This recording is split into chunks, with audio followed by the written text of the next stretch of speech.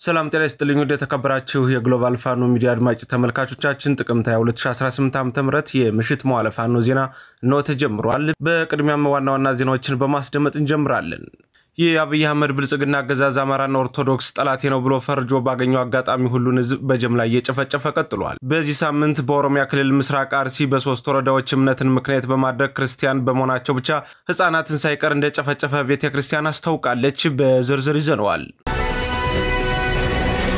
ፋኖ አደረጃጀቱን በማዘመንና በማሳደግ ሀገርን ከብልጽግናው አገዛዝ ጥፋት የሚታደግ ሰራዊት እየገነባ ይገኛል። የአማራ ፋኖ ብሔራዊ ኃይል ቴዎድሮስ እዚህ 201ኛ ኮር 74ኛ ክፍለ ጦር ምስረታም ተጠናቋል። በዝርዝር ይዘነዋል።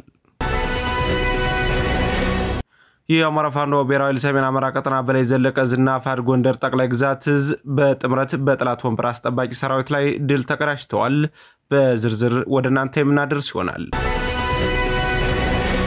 በቋራ አራተኛ ቀኑን ያስቆጠረው ውጊያ ተጠናክሮ መቀጠሉ ተሰማ። በቋራ በሙር ወንበልጌና የወረዳው መቀመጫ ገለጎ ከተማ ወጣ ባሉ አካባቢዎች ጠንከር ያለ ውጊያ ሲደረግ ሰንብቷል ሲሉ የአካባቢው ነዋሪዎች መረጃውን ለግሎባል ፋኖ ሚዲያ ተናግረዋል። ይህንንም መረጃ ወደናንተ የምናደርስ ይሆናል። የተቃውሞ ትችት ኃላፊነትን መወጣት እንጂ ባንዳነት አይሆንም ሲሉ ዶክተር ደሳለኝ ጫኔ ተናገሩ። ከትላንት በስቲያ ማክሰኞ በፓርላማ ያቀረብኳቸው ጥያቄዎች በሚሊዮን የሚቆጠሩ ኢትዮጵያውያን ህይወት የሚመለከቱ መሰረታዊ ጉዳዮች ላይ ያተኮሩ ናቸው ብሏል። እኔ እንደ ህዝብ ተወካይና ተቃዋሚ ፖለቲከኝነቴ መንግስት ስራ መተቸት ለህዝብ ጥቅም መቆም ስራዬም ግዴታዬም ጭምር ነው ሲሉ ዶክተር ደሳለኝ ጫኔ ተናግረዋል። ይህንንም መረጃ በስፋት ወደናንተ የምናደርስ ይሆናል። በድጋሚ የሰላም ጤና ይስጥልኝ ወደ ተከበራችሁ የግሎባል ፋኖ ሚዲያ አድማጭ ተመልካቾቻችን እነዚህና ሌሎች አበይት መረጃዎችን በዝርዝር እያስደመጥናችሁ አብረናችሁ ቆይታ እናደርጋለን። እስከ ፍጻሜው ድረስ አብራችሁን እንድትቆዩ የአክብሮት ግብዣችን ነው። ወደ ዝርዝር መረጃው አልፋለሁ። የአብይ አህመድ ብልጽግና አገዛዝ አማራና ኦርቶዶክስ ጠላቴ ነው ብሎ ፈርጆ ባገኘው አጋጣሚ ሁሉ ህዝብን በጅምላ እየጨፈጨፈ ቀጥሏል። በዚህ ሳምንት በአርሲ በ3 ወረዳዎች እምነትን ምክንያት በማድረግ ክርስቲያን በመሆናቸው ብቻ ህፃናት ሳይቀር እንደጨፈጨፈ ቤተክርስቲያን አስታውቃለች። ይህ ድርጊት ለተከታታይ 50 ዓመታት በአማራውና በኦርቶዶክሱ ላይ ሲደረግ የቆየ ታሪካዊ ግፍ እንደሆነም ተመላክቷል። የኦርቶዶክስ ጠላት ብልጽግና ህዝበ ክርስቲያኑ ላይም አልሞ እየሰራ ይገኛል። 20 ሚሊዮን አማራ በኦሮሚያ ክልል አደጋ ላይ እየወደቀ ሲሆን ባለፉት 7 ዓመታት በአጫሉና በጀዋር ሰበብ ብቻ በሚሊዮን የሚቆጠሩ ዜጎች ሲፈናቀሉ በሺዎች የሚቆጠሩ ደግሞ ተገድለዋል። ማተብ ያሰሩትንና እንዲሁም ሙስሊም አማራዎች በአማራነታቸው ፈርጆ በጅምላ እንዲገደሉ ተደርገዋል ሲሉ ነው የአካባቢው ነዋሪዎች መረጃውን ለግሎባል ፋኖ ሚዲያ ያደረሱን። እንደነዚህ አይነት ዘግናኝ ዘር ጭፍጨፋዎች በአማራ ህዝብ ላይ ለተከታታይ 7 ዓመታት የተከሰቱ ሲሆን በተለይ በርካታ የኢትዮጵያ ኦርቶዶክስ ተዋሕዶ እምነት ተከታዮች የጭፍጨፋው ሰለባ ተደርገው ቆይተዋል። ፋኖ የአማራውን ግፍ ለማዳን በርካታ መስዋዕትነት እየከፈለ ባለበት በዚህ ሰዓት በሆዱ ያደረ ብአዴንና ተላላኪ ባንዳ የዘር ጭፍጨፋው አባሪ ተባባሪ ሆኖም ቀጥሏል። ከሰሞኑ በኦሮሚያ ክልል ምስራቅ አርሲ ዞን ብቻ በርካታ የኢትዮጵያ ኦርቶዶክስ ተዋሕዶ እምነት ተከታዮች መጨፍጨፋቸውን ተከትሎ የክልሉ መንግስት ምንም ነገር አለማለቱ ብዙሃኖችን አስገርሟል። ብአዴን ለብልጽግናው ሆዴድ እያጎበደደ በርካታ ሰላማዊ ዜጎች ሲገደሉ ዝም ማለቱ በህዝቡ ዘንድ ዳግመኛ እንዲጠላም ተደርጓል ነው የተባለው። ፋኖ እልፍ ጀግኖችን በመገበር በ2 ሳምንት ሱሪውን አውልቀዋለሁ ያለውን ትዕቢተኛ ሳጥናኤል አብይ አህመድ ሱሪውን አስወልቆም እየገረፈው ይገኛል።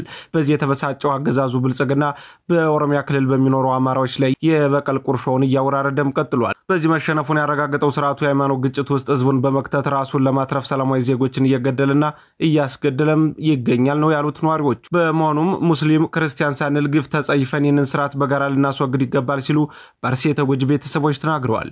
ይህ አብይ አህመድ ዓላማ አረብንና ምዕራቡን እየረበሹ እንደሚገኙት አካላት አሸባሪ ኃይል በማዋለድ ትጥቅና ስንቅ በማቀበል እየሰራ የሚገኝ ጸረ ኢትዮጵያ፣ ጸረ እምነት፣ ጸረ ህዝብ የሆነ አገዛዝ ከአሁኑ ማውገዝ ካልተቻለ ከዚህ የከፋ አደጋ ሊደርስ እንደሚችል ከዚህ በፊት የሚፈጸሙ አደጋዎች በቂ ማሳያዎች ናቸውም ተብለዋል። በኦሮሚያ ክልል ምስራቅ አርሲ ዞን ሻርካ ወረዳ የክርስትና ሃይማኖት ተከታዮች ላይ በተፈጸመ ጥቃት የተገደሉ 25 በላይ የሚደርሱ ንጹሃኖች አስከሬናቸው ከየወደቁበት እየተለቀመ ስርዓተ ቀብራቸው እየተፈጸመ መሆኑን ተገልጿል። በሌሎችም የምስራቅ አርሲ ዞን ወረዳዎች በርካታ ምዕመናን እየታደኑ እየተገደሉ እንደሆነ አሁን ከመሸ የደረሰን መረጃ አመላክቷል።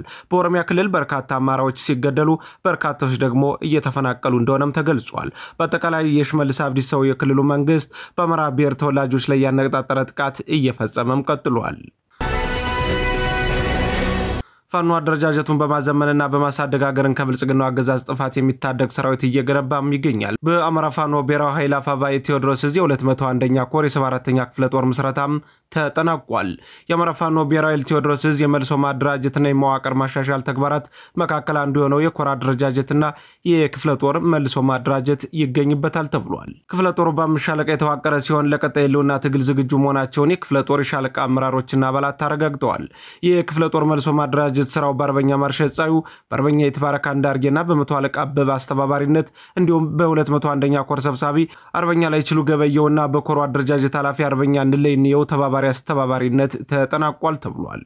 ይህ በእንዲህ እንዳለ የአማራ ፋኖ ብሔራዊ ኃይል ደቡብ አማራ ቀጠና ሳምነው ዕዝ አጼ ዘርዓ ያዕቆብ አንደኛ ኮር የ7 ለ7 ክፍለ ጦር ከትግሉ ጎን ለጎን የህዝብ አደረጃጀትን እየሰራው ይገኛል ሲል አስታውቋል። በመሆኑም ክፍለ ጦሩ በሚያስተዳድራቸው ቀበሌዎች የህዝብን አደረጃጀት የአማራ ፋኖ ስትራቴጂካዊ ስርዓቱን በሚመጥን መልኩ በኤፍራታ ግድም ወረዳ በየሰርዶ ቀበሌ ህዝብ ከሊቅ እስከ ደቂቅ በመውጣት አደረጃጀት ተፈጥሯል ብሏል ኮሩ። በመድረኩም አሁን የፋኖ ቁመና ምን ይመስላል በሚል ከደቡብ አማራ ቀጠና ሳምነው ዕዝ ምክትል ፖለቲካ ዘርፍ ኃላፊ አርበኛ ኤፍሬም ባዩና የ7 ለ7 ክፍለ ጦር አመራሮች ግንዛቤ የተሰጠ ከመሆኑም በላይ ማህበረሰቡ ፋኖ በሚያስተዳድረው ቀጠና በሰላም እየወጣ በመግባት ላይ ሲገኝ ጠላት መከላከያ በሚገኝ በቀጠና ደግሞ አሁንም የገበሬውን የሰብል ወቅት ከመሆኑ በላይ ሰብላቸውን ለመሰብሰብ እንደተቸገሩም ከማህበረሰቡ መሰረታዊ ጥያቄዎችም ተሰንዝረዋል። ህዝቡም እኛ ፋኖ ነን፣ ከልጆቻችን ጋር አብረን እንሞታለን፣ አማራ ነጻ ሲወጣ ነው አገር ሰላም የምትሆነው፣ ስለዚህ እኛንም አድራጁን አብረን እንዋጋ በማለት ህዝባዊ ውይይቶች በሰላም ተጠናቀዋል ተብሏል። በተያያዘ አገዛዙ ብልጽግና በሸዋ ሳግርቲና ገርና አካባቢው በከባድ መሳሪያ የታገዘ ድብደባ መፈጸሙ ተገልጿል። አገዛዙ ብልጽግና በከባድ መሳሪያ የታገዘ ጥቃት በመፈጸም በማህበረሰቡ ሀብትና ንብረት ላይ ከፍተኛ የሆነ ቁሳዊ ኪሳራ ማድረሱ ታውቋል። በዘፈቀደ የሚተኮሰው አገዛዙ ብልጽግና የከባድ መሳሪያ ጥቃት በርካታ እንስሳቶችንና የአካባቢውን ሰብል ማቃጠሉን ከአካባቢው ነዋሪዎች ያገኘነው መረጃ ያመለክታል። የአማራ ፋኖ ብሔራዊ ኃይል ሰሜን አማራ ቀጠና በላይ ዘለቀ ዕዝና አፋድ ጎንደር ጠቅላይ ግዛት ዕዝ በጥምረት በጠላት ወንበር አስጠባቂው ሰራዊት ላይ ድል ተቀዳጅተዋል። የአማራ ፋኖ ብሔራዊ ኃይል ሰሜን አማራ ቀጠና በላይ ዘለቀ ዕዝ ዳግማዊ ቴዎድሮስ 5ኛ ኮር ክፍለ ጦሮችና አፋድ ጎንደር ጠቅላይ ግዛት ዕዝ ክፍለ ጦሮች የጋራ ጠላትን በጋራ መደምሰስ የሚል እቅድን አንግበው የጠላት ኃይል ሰፍሮ በሚገኝባቸው በተለያዩ ከተሞች ሰርጎ በመግባት አስደናቂ ጀብዶችን ሰርተዋል። በትናንትናው ዕለት የዳግማዊ ቴዎድሮስ 5ኛ ኮር አካል የሆኑት ጎንደር በጋሻው ክፍለ ጦርና ጥቁር አንበሳ ክፍለ ጦር አሃዶች እንዲሁም የአፋድ ጎንደር ጠቅላይ ግዛት ዕዝ በአርበኛ ታርቆ ከበደ የሚመራው አሃድ በጋራ በመሆን በምዕራብ በለሳ በያና ድርቃ ልደታ በተባሉ አካባቢዎች የብልጽግናው ወንበር አስጠባቂ ሰራዊት ላይ እርምጃ መውሰዳቸው ታውቋል። በውጊያው የሞቱበትን 3 መከላከያዎችና 3 ሚሊሻዎች ድርቃ ልደታ ቤተክርስቲያን ላይ ቀብሮ ሄደ ሲሆን ሌሎችም ቁጥራቸው በርከት ያሉ የመከላከያና የሚሊሻ ቁስለኞችን ወደ አርባያ ከተማ ይዞ ፈርጥጦ አምልጧል ተብሏል። የአርባያ የመጀመሪያ ደረጃ ሆስፒታል ሰራተኞችን ቁስለኞችን እንዲያተርፉ በአገዛዙ ብልጽግና በኩል ከፍተኛ የሆነ ትዕዛዝ እንደተሰጣቸው ታውቋል። ከዚሁ የአንድነት ዜና ሳንወጣ ትናንት ጥቅምት 19 ለ20 2018 ዓ.ም አጥቢያ ከንጋቱ 10 ሰዓት ጀምሮ ጥቁር አንበሳ ክፍለ ጦር አሃዶችና አፋድ ጎንደር ጠቅላይ ግዛት ዕዝ አጼዎቹ ክፍለ ጦር ማክሰኝ ከተማ በ3 አቅጣጫ ዘልቆ በመግባት የጠላትን ኃይል መውጫ መግቢያ ሳጥተው አርፍደዋል ተብሏል። ለሰዓታት ያህል ከተማን በቁጥጥር ስር አድርገዋት የቆዩ ሲሆን የከተማዋ ሚሊሻና የስርዓቱ አገልጋይ ካቢኔዎች እግራቸው ወደ አመራቸው መፈርጠጣቸውን የመረጃ ምንጮች ገልጸዋል። በማክሰኝት በተደረገው ለአስጨራሽ አውደ ውጊያ በርካታ ያገዛዙ ብልጽግና ጥምር ጦር ኃይል ሙትና ቁስለኛ ተደርጓል። ከዚህ ዜና ጋር በተያያዘ የዳግማዊ ቴዎድሮስ 5ኛ ኮር አካሎች ከፍተኛ ቁጥር ያለው የጠላት ኃይል ሰፍሮ በሚገኝባቸው ከተሞች አምባ ጊዮርጊስና አዲስ ዘመን ላይ ከትናንት ማታ ጀምሮ እስካሁኑ ሰዓት ድረስ ለአስጨራሽ ውጊያ እያደረጉ መሆናቸውን የተገለጸው። ትናንት ማታ አመሻሹ ላይ ጎንደር በጋሻው ክፍለ ጦር አምባ ጊዮርጊስ ከተማ ላይ በ3 አቅጣጫ በመግባት በአብይጡት ቆራጩ ሰራዊት ላይ የማያዳግም እርምጃ በመውሰድ 5 የመከላከያ አባላት ወዲያውኑ ሲሞቱ 8ቱ ደግሞ ከፍተኛ የሆነ ጉዳት አስተናግደዋል። የጠላት ኃይል ቁሳዊ ሰባዊና ፖለቲካዊ ኪሳራን ያስተናገደበት ጥቃት እንደሆነም ለማወቅ ተችሏል። የጠላት ኃይል ማዘዣ ጣቢያ በሆነችው አዲስ ዘመን ከተማ ላይ ዳግማዊ ቴዎድሮስ 5ኛ ኮር በ3 የውጊያ ግንባሮች ሲፋለም ውሏል። በስተ ምስራቅ አቅጣጫ አጼ ኢያሱ ክፍለ ጦር፣ በስተ ሰሜን አቅጣጫ መብረቅ ክፍለ ጦር በሁለት ግንባሮች፣ በስተ ሰሜን ምዕራብ አቅጣጫ ፋኔ ውብዬ ክፍለ ጦር፣ ጥቁር አንበሳ ክፍለ ጦር ብርጌዶችና የጎንደር በጋሻው ክፍለ ጦር አካል የሆነው ነብዩ አሳምነው ብርጌድ የአዲስ ዘመን ከፍተኛ ወታደራዊ ጠቀሜታ ያላቸው መሬቶችን በመጠቀም በጠላት ላይ የበላይነትን ወስደው ውለዋል። ከብናት ድጋፍ ለመስጠት የሚመጣን የጠላት ኃይል አጼ ኢያሱ ክፍለ ጦር አግዶ ይዞ እንዳያልፍ ያደረገ ሲሆን አዲስ ዘመን ከተማ ላይ ሰፍሮ የሚገኘውን ግስብስብ ኃይል ያለምንም ስጋት ምሽጉ ድረስ ዘልቆ በመግባት ለአስጨራሽ የፊት ለፊት ውጊያ ማካሄድ ተችሏል። በውጊያው ከ15 በላይ ሲሞት 12 የሚሆኑ ደግሞ ከፍተኛ የሆነ ጉዳት አስተናግደዋል። በአጠቃላይ ከሰሞኑ ጀምሮ እስከ ዛሬ ድረስ እየተደረጉ ያሉ ወታደራዊ ዘመቻዎች የጠላት ኃይል ከፍተኛ ቁሳዊ፣ ሰብአዊ፣ ፖለቲካዊ ኪሳራዎችን ያስተናገደበት ግዳጅ እንደሆነም ለማወቅ ለማወቅ ተችሏል። በሌላ መረጃ ዛሬ በበለሳ ጓል አካባቢ ከባድ ትንቅንቅ ሲደረግ ብሏል። በተደረገው ትንቅንቅ አገዛዙ ብልጽግና በርካታ ሙትና ቁስለኛ ይዞ ወደ ጓላ ከተማ መመለሱ ታውቋል። በማዕከላዊ ጎንደር በተለያዩ አካባቢዎች አድማሱን አስፍቶ የተደረገው አውደ ውጊያ በፋኖ የበላይነት መጠናቀቁን የተገለጸው የአገዛዙ ብልጽግና ጥምር ጦር ኃይል የፋኖ ኃይሎች ይገኙበታል ወደ ተባለው አካባቢ ሌሊቱን ሲጓዝ ቢያድም የአማራ ፋኖ ብሔራዊ ኃይል ሰሜን አማራ ቀጠና በላይዝ የዳግማዊ ቴዎድሮስ 5ኛ ኮር በጋራ በመቀናጀት በወሰዱት እርምጃ በአገዛዙ ጥምር ጦር ኃይል ላይ ከፍተኛ የሆነ ሰብአዊና ቁሳዊ ኪሳራ ማድረሳቸው ታውቋል። በዚህም አገዛዙ ብልጽግና ሊያጠቃ ከሄደበት ስፍራ ወደ ነበረበት ምሽግ መመለሱ ታውቋል። በዚህ ቀጠና በተደጋጋሚ አውደ ውጊያዎች የተደረጉ ሲሆን በሺዎች የሚቆጠሩ የአገዛዙ ብልጽግና ሰራዊት መደምሰሳቸው ይታወቃል። ከአውደ ውጊያ ጎን ለጎን የዳግማዊ ቴዎድሮስ 5ኛ ኮር ስራ አስፈጻሚዎች የስራ ግምገማ አካሂደዋል። የአማራ ፋኖ ብሔራዊ ኃይል ሰሜን አማራ ቀጠና በላይዝ ዳግማዊ ቴዎድሮስ 5ኛ ኮር ከተመሰረተ 5 ወራቶችን ያስቆጠረ ሲሆን በእነዚህ ወራት በርካታ ወታደራዊና ማህበራዊ ፖለቲካ ትርፎችን ማግኘት ይያለው ብሏል። ከትርፉ ባሻገርም ትግሉ ወደፊት እንዳይጓዝ ተግዳሮት የሆኑትን ችግሮች በመለየት ከስር የመፍትሄ አቅጣጫዎችን በመንደፍ በተግባር የተደገፉ ስራዎችን ማከናወን የዕለት ተዕለት ልምድ ሆኖም ቀጥሏል። ጥቅምት 19 2018 ዓ.ም ኮሩ ከተመሰረተ አንስቶ በወታደራዊ በማህበራዊ ፍትህ አሰጣጥና በፖለቲካዊ ሁኔታ የገጠሙንን ችግሮች ኮሩ በሚያስተዳድራቸው ሰፊ ቀጠናዎች የሰላምና የጸጥታ ሁኔታ ከማስፈን አኳያ ሆነው የጠላትን አቋምና ፍላጎት እንዲሁም እንደ አማራ ፋኖ ብሔራዊ ኃይል ሰሜን አማራ ቀጠና በላይ ዘለቀዝ አሁናዊ ሁናቴ እንዲሁም እንደ ኮራችን ያለንበትን ቁመና አስመልክተን ከላይ የተዘረዘሩትን እያንዳንዱ ዝርዝር ጉዳዮችን በማንሳት ውይይት አድርገናል ሲል ኮሩ አስታውቋል። በውይይቱ ወቅትም በድክመት የተነሱ አንዳንድ የተቋምን መመሪያ ያልተከተሉ አሰራሮች በቀጣይ መስተካከል እንዳለባቸው መግባባት ላይ የተደረሰ ሲሆን በጥንካሬ ውይይቱ ላይ እንዳሪያ የተጠቀሱ የተግባር ክንውኖች ከዚህ በበለጠ ጎልተው መቀጠል እንዳለባቸው ተገልጿል። በመጨረሻም የቀጣይ ስራዎች ላይ ትኩረት በመስጠት የንድፈ ሐሳብ አቅጣጫዎችን በማስቀመጥ ውይይቱና ግምገማው ተቋጭቷል ሲል የኮሩ ህዝብ ግንኙነት መምሪያ ኃላፊ መረጃውን አጋርቶናል። በቋራ አራተኛ ቀኑን ያስቆጠረው አውደ ውጊያ ተጠናክሮ መቀጠሉ ተሰምቷል። በቋራ በሙር ወንበልጌና የወረዳው መቀመጫ ገለጎ ከተማ ወጣ ባለው አካባቢዎች ጠንከር ያለ አውደ ውጊያ ሲደረግ ሰምቷል ሲሉ የአካባቢው ነዋሪዎች መረጃውን ለግሎባል ፋኖ ሚዲያ ተናግረዋል። ፋኖና ያገዛዙ ጥምር ጦር ያደረጉት ባለው አውደ ውጊያ በርካታ ወታደሮች የተገደሉ ሲሆን ገደል የገቡ ስለመኖራቸውም አያይዘው ተናግረዋል። አራተኛ ቀኑን ያስቆጠረው አውደ ውጊያ በጨበጣ በመካናይዝድ እንዲሁም በደፈጣ የተደረገ ሲሆን ፋኖም ድል ቀንቶታል ተብሏል። ጠንካራ የፋኖ ሰራዊት እንዳለ የሚነገር ለቋራና አካባቢው ላለፉት 2 ዓመታት በርካታ ያገዛዙን ብልጽግና ጥምር ጦር ማፍራረሱ ይተወሳል። ከሁለት ክፍለ ጦር በላይ የሚሆን የብልጽግና ጦር በካሳ ምድር ቋራ ስለመደምሰሱ የሰሜን ምዕራብ ዕዝ ከፍተኛ ወታደራዊ አዛዦች ሳይቀር ምስክርነታቸውን ሰጥተዋል። ከሰሞኑ ቋራ የአብይ አህመድ ወታደርን ስልቅጥ አድርጋ በልታለች ሲሉ ከአውደ ውጊያው ሾልከው የወጡ ወታደሮች ተናግረዋል። በቋራ ላለፉት 2 ዓመታት በአየር ኃይልና በመካናይዝድ የታገዘ መደበኛ ጦርነት በማድረግ የከፈተው ብልጽግና ከፍተኛ ሽንፈትን አስተናግዷል። በዚህም ያገዛዙ ከፍተኛ ወታደራዊ አዛዦች የቋራን ጽንፈኛ ሀገሪቱ ባላት የጦር መሳሪያ ሁሉ ተጠቅማ ጽንፈኛውን መምታት አልተቻለም ሲሉ ሪፖርት ማቅረባቸው በጊዜው መዘገባችን ይተወሳል። አራተኛ ቀኑን የያዘው አውደ ውጊያ ተጠናክሮ የቀጠለ ሲሆን የአማራ ፋኖ ብሔራዊ ሰሜን አማራ ቀጠና በላይዝ ሁለተኛ ሜሳው ካሳ ኮር የክፍለ ጦር አሃዶች በጋራ በመቀናጀት እየተፋለሙ መሆኑም ተገልጿል። ውጊያው በመካናይዝድ የተደረገ ሲሆን አገዛዙ ብልጽግና ከፍተኛ የሆነ ሰራዊት መጎዳቱን በግልጽ አስታውቋል።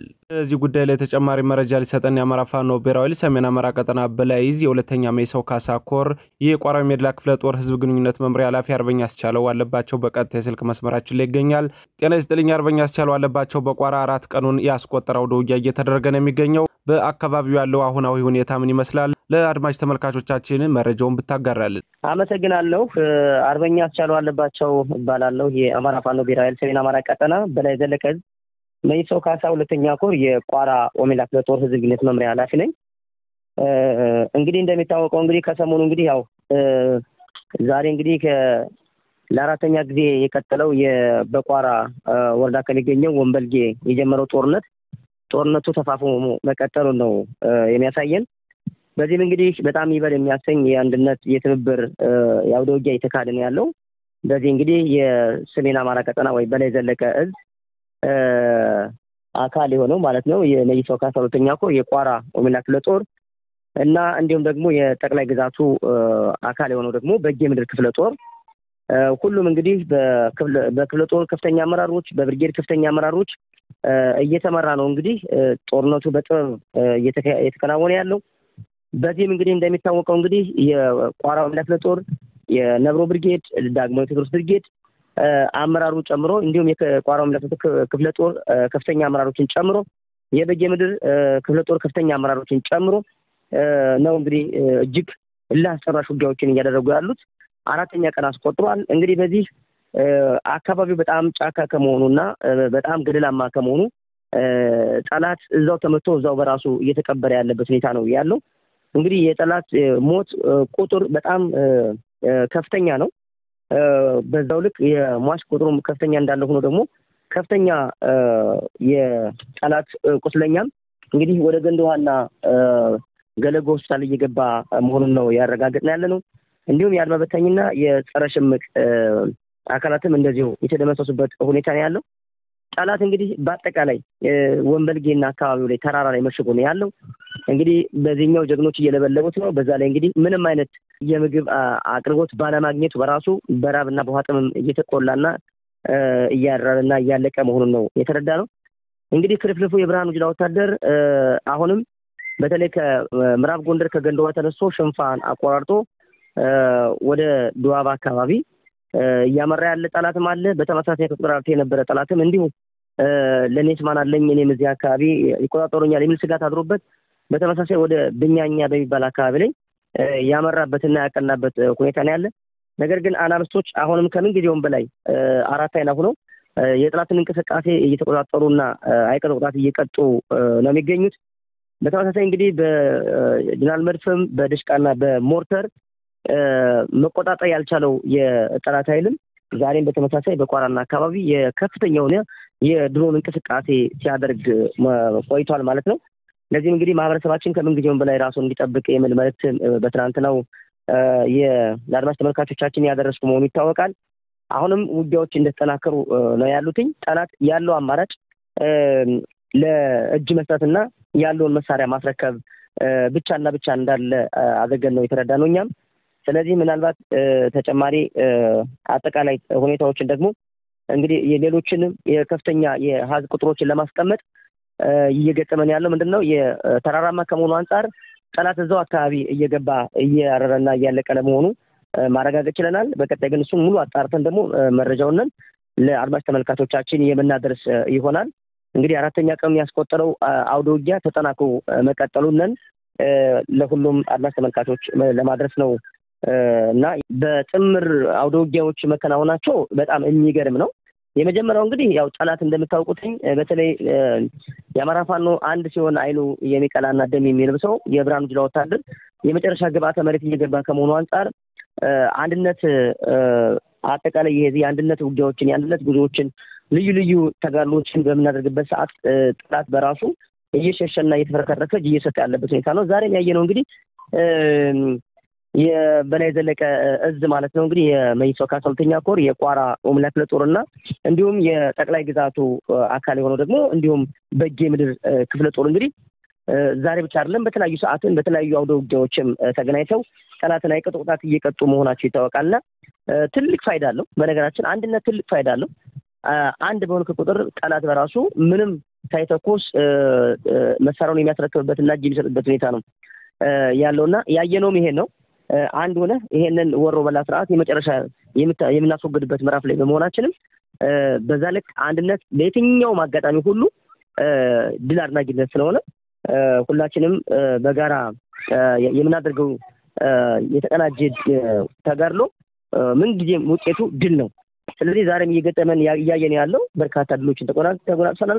ከዚህ በፊትም በርካታ የነፍስ ወከፍ መሳሪያዎችን የተማረኩበት የተደመሰሰበት ብዙ ከተሞች የተቋጠርንበት ነው። ስለዚህ አንድነት በጣም ወሳኝና ወሳኝ ነው። ምንም ጥርጥር የለውም። ለጠላት በራሱ የእግር እሳት ነው። አንድ በሆነ ቁጥር የውስጥ ባንዳዎችም ጠላትም የሚበረበድበትና የሚፈከረክበት አጋጣሚ ነው ዛሬም ያየነው።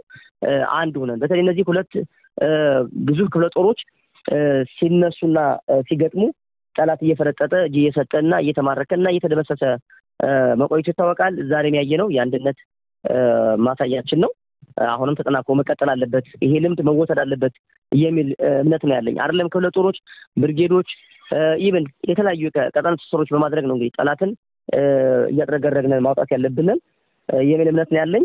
ስለዚህ አንድነታችን ማጠንከር አለብን። ይሄ በተለይ የአንድነት የጉዞ ማሳያችን ነውና ይበል የሚያሰኝ ተጋድሎ ነው። ከዚህ በፊትም እንግዲህ በበግ መንከርም የታየው በዚህ የአንድነት ውጊያዎች በጣም በርካታ ድል ያደረግንበት የቅርብ ቀን ትዛችን ነው። ዛሬም እንደዚህ በቋራ አካባቢ ያደረግነው ያለው ተጋድሎም በዚህ ልክ ነው ለኔ የሚታየኝና አንድነት ነጻነት ነው፣ አንድነት አሸናፊነት ነው፣ አንድነት ኃይል ነው፣ አንድነት ደግሞ የድል አድራጊነት ነው የሚል እምነት ነው ያለኝ።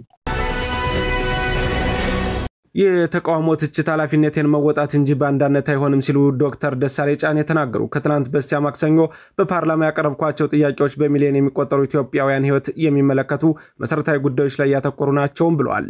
እኔ እንደ ህዝብ ተወካይና ተቃዋሚ ፖለቲከኝነት የመንግስትን ስራ መተቸትና ለህዝብ ጥቅም መቆም ስራዬም ግዴታዬም ጭምር ነው ሲሉ ዶክተር ደሳለኝ ጫኔ ተናግረዋል። የምመራባቸው ብቸኛ መሪዎች አማራ ህዝብ ህልውናና የኢትዮጵያ ዘላቂ ብሔራዊ ጥቅም ናቸው ያለው ዶክተር ደሳለኝ ጫኔ ከዚህ በመነሳት ማክሰኞ ዕለት በተወካዮች ምክር ቤት ባቀረብኳቸው ጥያቄዎች ላይ የገዢው ፓርቲ የማህበራዊ ሚዲያ ሰራዊትና ወዶ ገብ መሸጦ ተቃዋሚዎች ላቀረቡ 3 ክሶች ግልጽ ምላሽ ሰጣለውም ብለዋል። ይህንን የማድረገው የተነሱ ክሶች ክብደት ምላሽ የሚገባቸው በመሆናቸው ሳይሆን አጋጣሚውን በመጠቀም ባቀረብኳቸው በርካታ የፖሊሲና የትግበራ ጉዳዮች ላይ የበለጠ ግንዛቤ እንዲፈጠር ውይይት እንዲካሄድባቸው ምልከታዎችን በተብራራ ሁኔታ ለማጋራት ነው ሲሉ ገልጸዋል።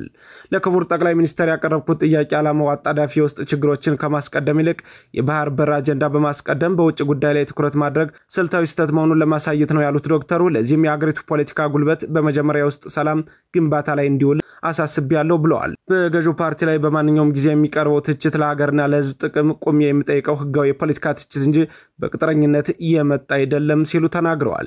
የገዢው ፓርቲ ኃላፊነት የፖለቲካ ትችትን ባላዋቂዎች የብሔራዊ ክህደት ክስ ለማኮላሸት ከመሞከር ይልቅ ለቀረቡት ወሳኝ ጥያቄዎች አሳማኝና ተግባራዊ ምላሽ መስጠት ነበረበትም ሲሉ አያይዘው ተናግረዋል። የኔ የፖለቲካ ስራ ትኩረት ደግሞ በተረዳውት ልክ የህዝብን ህልውናና የኢትዮጵያ ዘላቂ ጥቅም ማስከበር ነው ሲሉ ለአገዛዙ ብልጽግና ማህበራዊ ሚዲያ ተንኳሾች ምላሽ ሰጥተዋል።